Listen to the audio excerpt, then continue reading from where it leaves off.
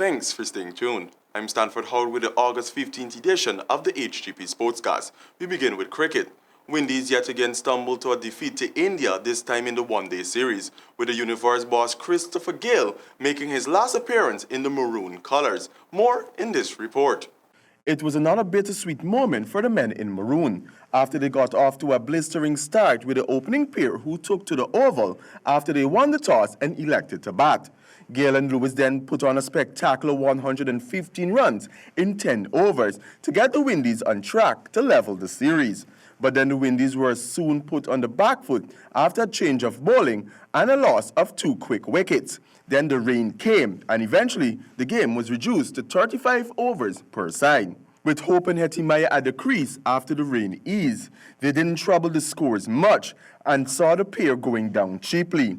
Trinidad native Puran then took center stage and gave a blistering 30 runs from 16 balls to help the Windies to a par score, with Holder contributing 14 and Carlos Braffett 16 to give West Indies a fighting target of 240 of their 35 overs. With India looking to take the series, it was no surprise when it was their turn to face the Windies bowlers, and were they off to a flying start.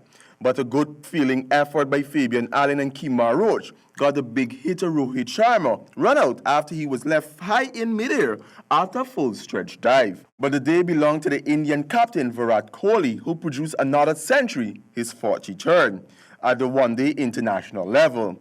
Shirez Ari's 72 helped steer the India team home after a scare of 2 quick wickets that set them back a while as they got over the line by 6 wickets and 15 balls to spare. The Windies would look for better luck when they hand up their maroon colours for all white with the Test series, which is scheduled to start on August 22nd to 26th in Antigua, and the second Test in Jamaica from August 30th to September 3rd. For HGP Sport, I am Stanford Howard. In boxing, CEVON'S Waste Management on board in the Winifred Braffett Caribbean Schoolboys Boxing Tournament. More from Samuel Gillis. The much-anticipated Winfield Brathwaite Caribbean Schoolboys and Junior Boxing Championship is set to get going from Friday to Sunday at the Cliff Anderson Sports Hall, with the action scheduled to commence at 1800 hours nightly. GBA President Steve Ninval was presented with a sponsorship check by admin manager Alan McCulloch yesterday at CEVON'S Waste Disposal Company. Team Guyana will be led by Isaiah Moore, the 18-year-old son of retired professional boxer Leon Ariap Moore. Moore has won the championship for the past 3 years and will be keen to retain championship honors in the 4th edition here, which is being held for the first time at the Sports Hall, the home of boxing in Guyana. The GBA head revealed that a 20-member squad,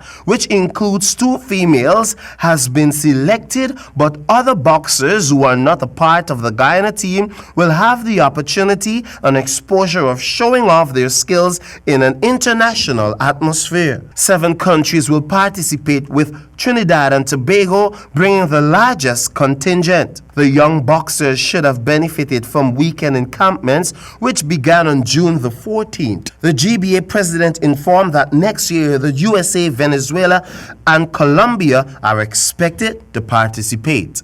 For HGP Sport, I am Samuel Gillis. In some horse racing news, would Versus finally retain their 2018 crown, or would a new star be born for this weekend, 13th edition of the Guyana Cup at the Rising Sun Turf Club? More in this report. With much anticipation building up to what would be the biggest horse racing meet in Guyana, Verus finally, who took home top honors last year that led from the front to the finish in the feature C-class and lower 8-furlong race, from which we'll have a full field of regional horses to go up against this year.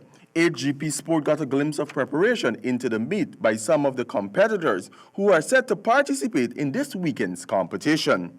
Justify the Heat's owner said that she is presently in the final stage of preparation, and everything so far leading up to the meet is going pleasingly well, and that the expectation is very high. First time actually coming to racing with a 2-year-old, and I win him at Port Moran very consistently, and I feel Rising Sun will be more better because she come on and she running more powerful now.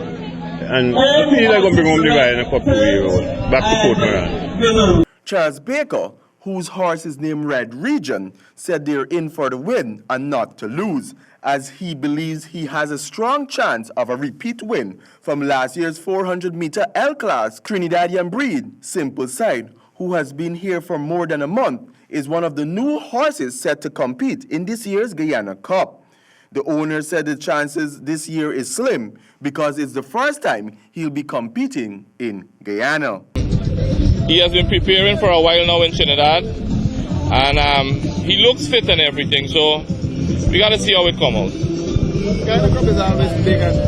The owner addressed the issue of importation of horses, which is one of the reasons he will be participating in 1 or 2 races this year. For Hgp Sport, I am Stanford Howard. And finally, in football, 3 goals were scored on the 3rd match day of the Teresa and George Bob RFA Under-17 Women's Round-Robin Tournament being held at the St. Ignatius Sports Club. More from Samuel Gillis. The Guyana Rush Saints FC commanded the points table after their second win in the Teresa and George Bob RFA Under-17 Women's Tournament. The last matchup of the teams on August the 9th saw 3 matches being played with wins for Moka Moka FC and Guyana Rush Saints FC by respective 1-0 and 2-0 margins over Terminator FC. The second match saw Nina Cabral scoring in the 34th and 36th minute for Guyana Rush Saints FC against a very competitive Gladiator FC. The goals were scored in the first half.